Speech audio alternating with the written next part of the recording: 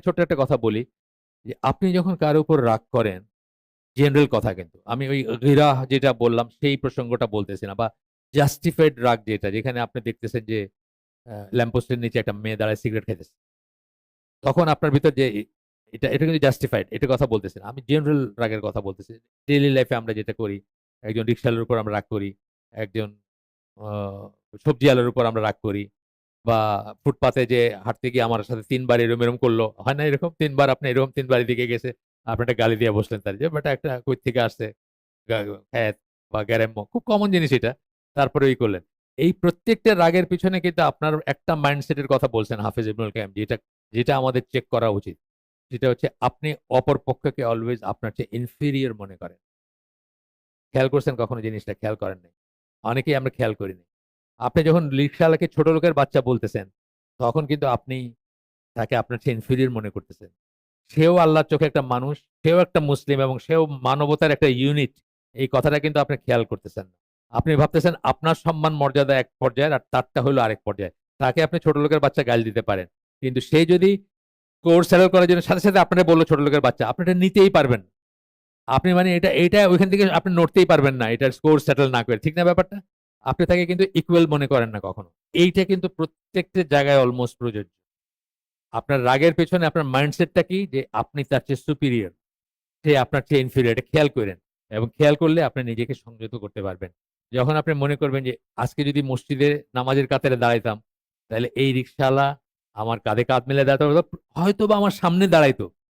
এবং আমি যখন সেজদায় তখন হয়তো তার লুঙ্গির সাথে আমার মাথাটা লাগতেও পারত। কিন্তু আমার রাগ করার উপায় ছিল না। লাগে না অনেক সময়? কতগুলো লুঙ্গি এরকম উঁচায় থাকে না? সেজদায় গেলে লুঙ্গি উঁচায় থাকে কিন্তু। আপনি একটু দেরি করছেন তো দেখলেন আপনার এই মাথা ঘষে গেল। আমার হয়, অনেক সময় হয়। আমি সেজদাটা একটু লম্বা করে দেই। আমি এটা রিয়ালাইজ করি না অনেক সময় যে ও যখন দাঁড়াবে একটু আগে দাঁড়ায় পড়লে পাটা আমার মাথায় লেগে যাবে। প্রায়ই আমার হয় এটা। মানে আমি দেখছি আমার এটা আমার নিজের এটা ডেফিসিয়েন্সি। আমি সেজদাটা একটু লম্বা করে দেই নরমালের চেয়ে। তো দেখি যে ওই ওই আমি যদি একটু দেরি করি আর ওই লোকটা যদি আগে উঠে তাহলে তার পাটা আমার মাথায় লেগে যায়। এখানে রাগ করার উপায় নেই। আছে।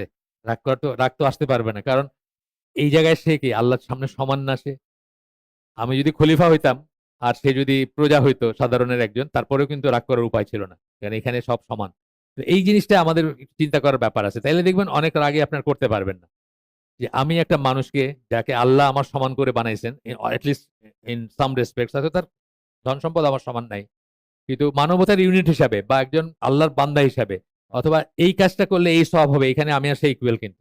আমি রোজা রাখলে যে সওয়াব হবে, সে রোজা রাখলে সেই সওয়াব হবে। বরং তারটা বেশি হইতে পারে। মানে আমার সংযত হওয়া আর তার সংযত হওয়ার ভিতরে অনেক তফাৎ আছে। বা আমার দান করা তার দান করার ভিতরে অনেক তফাৎ আছে। তার মর্যাদাটা বেশিও হইতে পারে। আমরা তো দেখছি আরেকটা হাদিসে এখানে পড়ছি না? যে আ মানে বেশিরভাগ যারা আ অর্থবিত্তশালী তাদের চেয়ে মানে ইরা মানে যারা কি বলে মানে যারা পুয়ার তারা আল্লাহর কাছে তাদের মর্যাদা উচ্চ। এখানে আমরা পড়ছি হাদিসটা। একটা লোক যাইতেছিল তখন বলছিলেন যে, "এই যদি কিছু বলে তোমরা কি তার কথা বিশ্বাস করবা নাকি? তার সম্বন্ধে তোমাদের মত কি?" সাহাবীরা বলছেন যে, "সে যদি চায় তার আমরা মেয়ে বিয়ে দিব। সে যদি বলে সেই কথা বিশ্বাস করব। এটা না বলছেন।" তারপরে একটা গরিব লোক যাইতেছে তখন বলছিলেন যে, এরকম ১০০ টার সমান বা একটা কিছু বলছিলেন মানে এর সাথে এর কোন তুলনাই হয় না। এবং কিয়ামতের দিন এরাই হবে মেজরিটি, মানে এরাই আল্লাহর কাছে মেজরিটি হবে যারা আল্লাহর সামনে একসেপ্টেড হবে আরকি, যারা গরিব তারা। তো এইটা কথা বলা মানে কি? মানে তার হিসাবটা হয়তো আমার চেয়ে অনেক দিক দিয়ে আল্লাহর কাছে সহজ, বা তার মর্যাদাটা বেশি। তার মর্যাদাটা বেশি। আমি ধরেন বাসার আ ৪০ মিটারের ভিতরে মসজিদ, তারপরেও দেখা যায় যে প্রত্যেক ওয়াক্তেই তাকবীরুল্লাহ ছুটে যায়। বা আমি ওই আপনার কি বলে ওই রুকুতে গিয়া ধরি।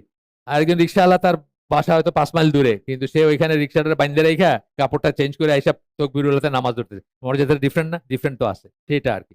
তো এটা মনে রাখবেন। এই কথাটা এই বইয়ে আসে নাই। এই কথাটা অত্যন্ত ইম্পোর্টেন্ট একটা কথা যে আপনার কি বলে আপনার মাইন্ডসেট এ থাকে। যখন আপনার রাগ করেন কারো উপর, ইউজুয়ালি আপনার মনে থাকে যে ওই লোকটা আপনার চেয়ে ইনফেরিয়র। এবং আপনি অটোমেটিক্যালি তার চেয়ে superior by virtue of wealth, অথবা আপনার ফ্যামিলি বা আপনার কাপড়-চোপড় বা আপনার যেটা। যেজন্য আপনি একটা রিক্শাওয়ালাকে ছোট লোকের বাচ্চা গালি দিতে পারেন। একটা গল্প আছে না? এই গল্পটা আমি দলিল বলতে পারব না। ইসের সময় রাসূল সাল্লাল্লাহু আলাইহি ওয়াসাল্লামের মৃত্যুর পরে।